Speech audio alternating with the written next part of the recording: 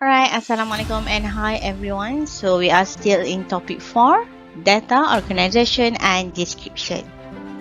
Alright, let's continue with our lecture 4, 4.4, measures of dispersion and skewness. Alright, at the end of this lecture, students should able to determine and interpret the range, variance and standard deviation for n group data, the coefficient of variation, the skewness of data distribution using Pearson's coefficient skewness. Okay class, during our lecture 3, we already learned about mean, median, mode.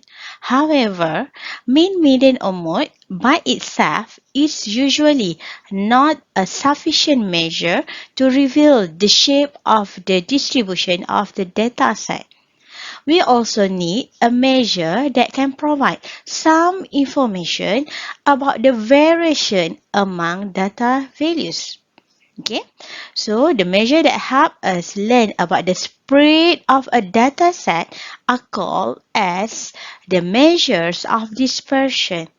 Alright, the measures of central tendency that we learn on lecture 3 and dispersion that we will learn on this lecture, lecture 4, taken together give a better picture of a data set than the measure of central tendency alone. That's why we need to learn this measure of dispersion on lecture 4. Here we are. This section discusses 3 measures of dispersion: range, variance, and standard deviation. So let's take a look. Okay, so now let's take a look of the range. Alright, range that we have here. Alright, what is range? Range is the simplest measures of dispersion to calculate. It is obtained by taking the difference between the largest and the smallest values in a data set. Alright, so again, we still fits to our ungrouped data. So you just take the range, which is the largest value minus the smallest value. Right? The range, like the mean, has the disadvantage of being influenced by outliers. Okay, so another disadvantage of using the range as a measure of dispersion is that it is calculated based on 2 values only, the largest and smallest. Okay, all other values in a data set are ignored when calculating the range. Thus, the range is not a very satisfactory measure of dispersion. Okay, of that, we need to learn more about variance and standard deviation. Let's hear some explanation of them. Two common measures of dispersion are the variance and standard deviation. The standard deviation is the most used measure of dispersion. The value of the standard deviation tells how closely the values of a data set are clustered around the mean. That is standard deviation. Alright. In general, a lower value of the standard deviation indicates that the values of that data set are spread over a relatively smaller range around the mean. Okay. In contrast, a larger value of the standard deviation for a data set indicates that the values of the data set are spread over a relatively larger around the mean. Okay. So you can see the difference if the standard deviation that we have is a lower value or larger value. What does it mean? Okay. Next, the standard deviation is obtained by taking the positive square of variance. Okay, that's how standard deviation and variance connect with each other. So let's take a look of the formula. And group data, as we learned before, we divide it into two: raw data and Frequency distribution. Okay, let me change my color. Okay, frequency distribution for ungrouped data with frequency table. Okay, both are ungrouped. The one is raw data. You have the individual values. The other one is still ungrouped data, but the data are in the table with its own frequency. Okay, so let's take a look at the formula for variance. All right. For variance, uh, that we decide to differentiate for sample and population. All right, let's take a look on the variance first.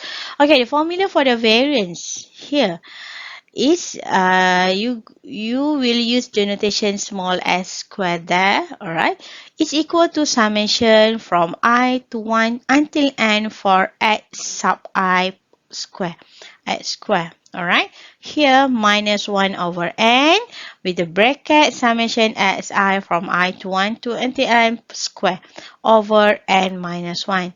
Meanwhile, for population, for variance, your n just will change to capital N, and you will have sigma square there.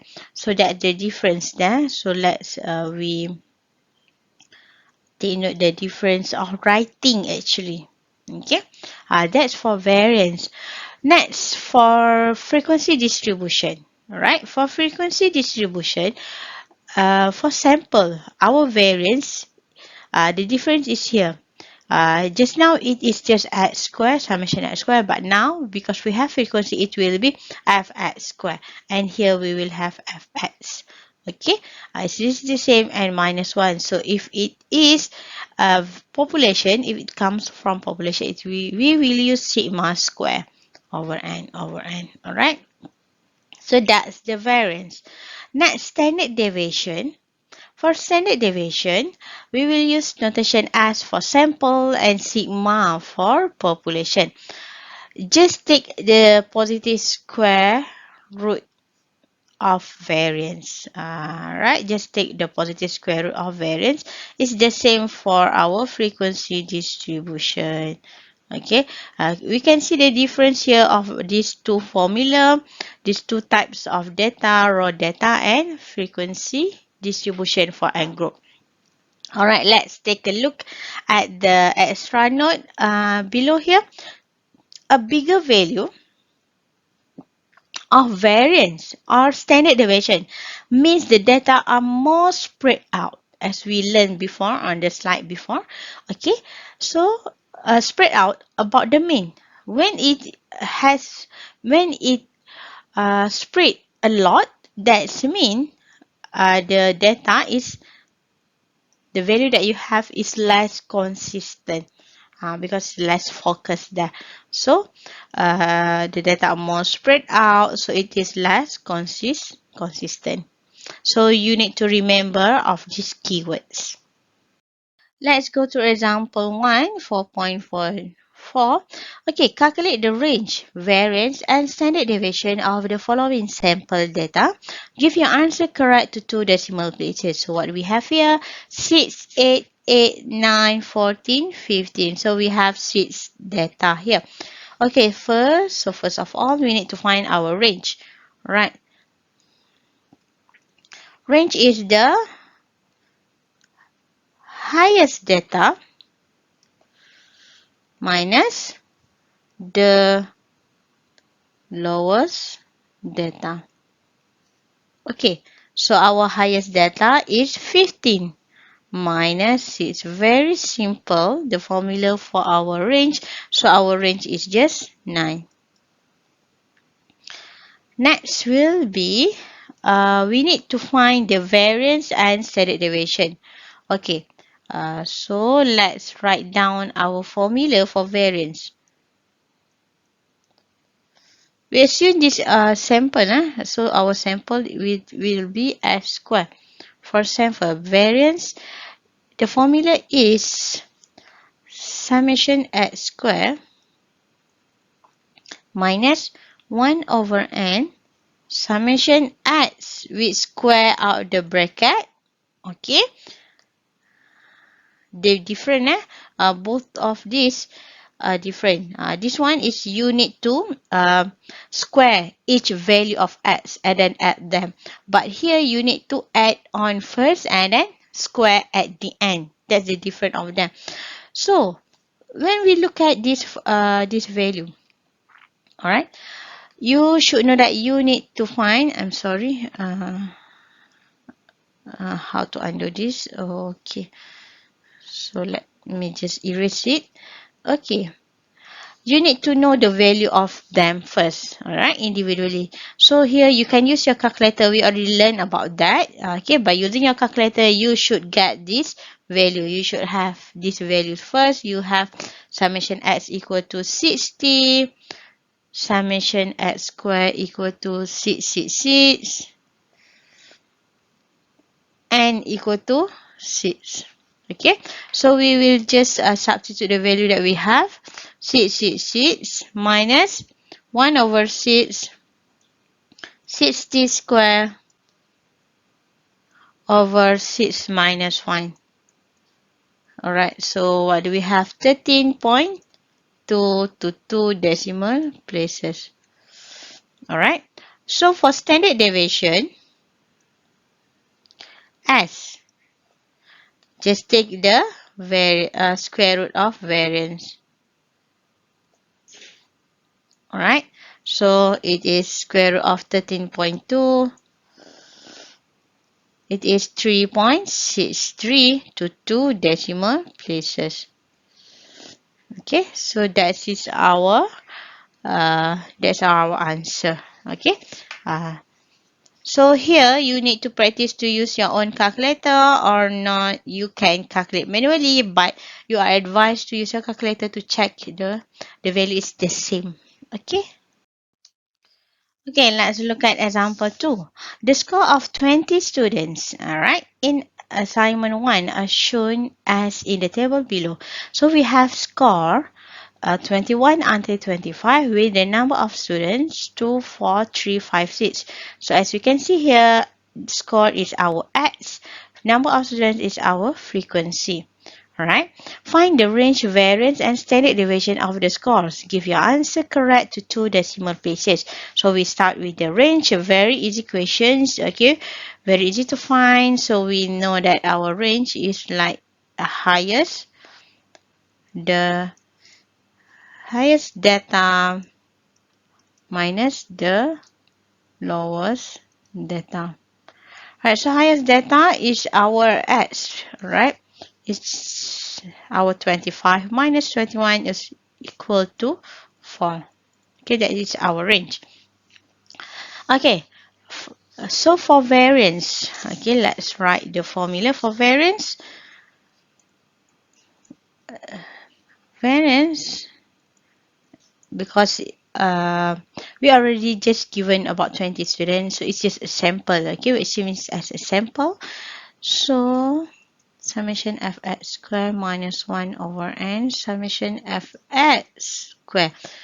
Alright, square inside minus square outside.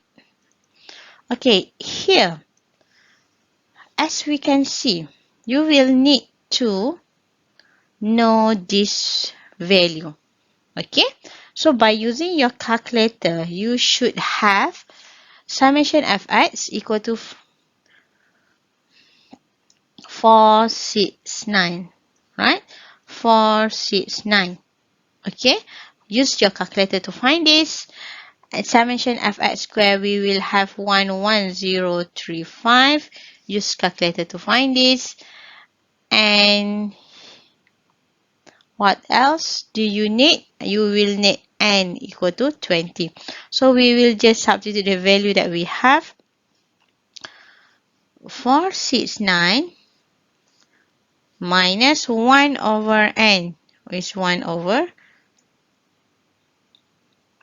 20. 1 is it right? No, I'm putting the wrong value. Okay, it should be the square first. 11035 minus 469 square over 20 minus 1. So By putting all the values, you can also get your variance, okay, 1.94. So here we have our standard deviation as is equal to square root variance as square. So 1.94, 1.39 to 2 decimal places. Okay. So class, take note that you can check your value of standard deviation. I'm sorry. Okay, 1.39. Okay, you can check your value on your calculator. And then you can also find from backwards, you can also check your value of your variance. Okay, so make use of your own calculator.